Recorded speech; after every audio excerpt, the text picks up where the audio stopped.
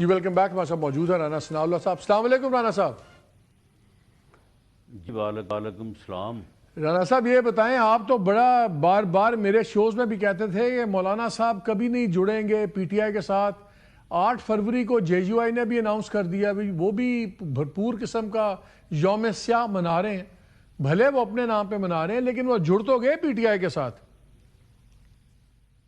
نہیں, وہ P T I کے خلاف یوم سیاہ بنا رہے ہیں. ان کے ساتھ جتنی بھی دھاندلی ہوئی ہے وہ پی ٹی آئی نے کی ہے. لیکن وہ تو حکومت کے خلاف بنا رہے ہیں. انہوں نے کہا تو نہیں پی ٹی آئی کا, انہوں نے تو کہا کہ حکومت کے 8 فروری کا احتجاج جو ہے وہ تو 8 فروری کو ہونے والے الیکشن کی یاد میں ہے.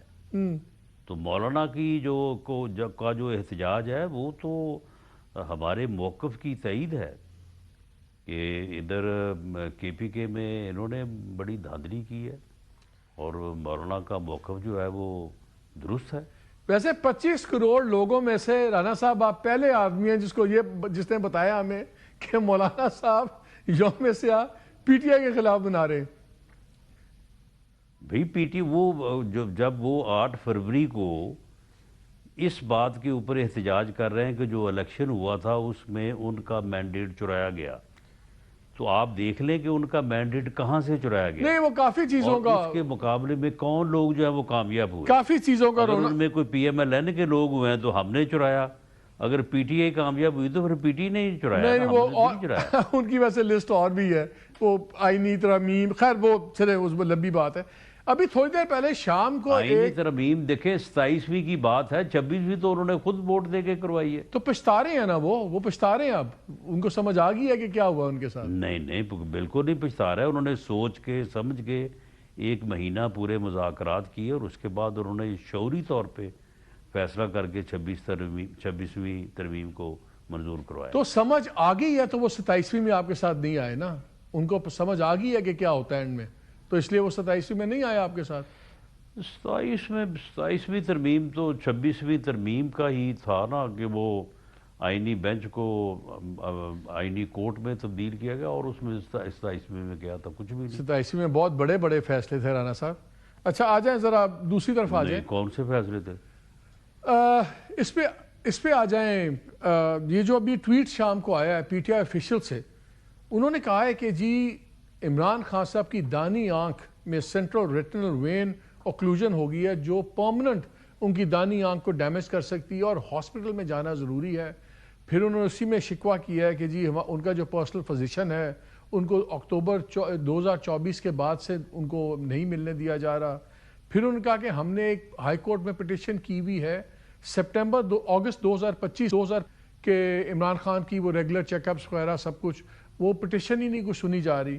اب انہوں نے کہا ہے کہ آپ لوگ جان کے چاہتے ہیں کہ وہ اپنی آنکھ ان کی خراب ہو جائے, ذمہ دار گورنمنٹ ہوگی. کیوں اتنی اس پہ سختی ہے, کیوں نہیں آپ لوگ دکھانے دیتے؟ دیکھیں مالک صاحب, ہمارے ساتھ ایسی چھوٹی سوچ اپنائی جاتی رہی ہے لیکن ہم قطعی طور پہ ایسا سوچنے کہ نہ حق میں ہے نہ انشاءاللہ تعالی ایسا سوچیں گے. مجھے اس بارے میں کوئی انفارمیشن نہیں ہے.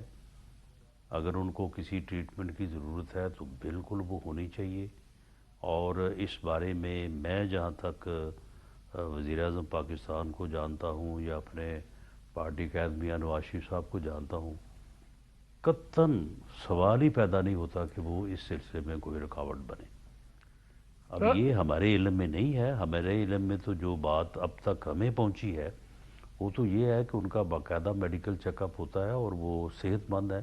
یہ 3 ہفتے پہلے یا 4 ہفتے پہلے ان کی بہن عظمیٰ خان صاحبہ نے ان سے ملاقات کی ہے, کوئی تقریباً گھنٹہ 1.5 گھنٹہ ان کے پاس بیٹھی رہی ہیں.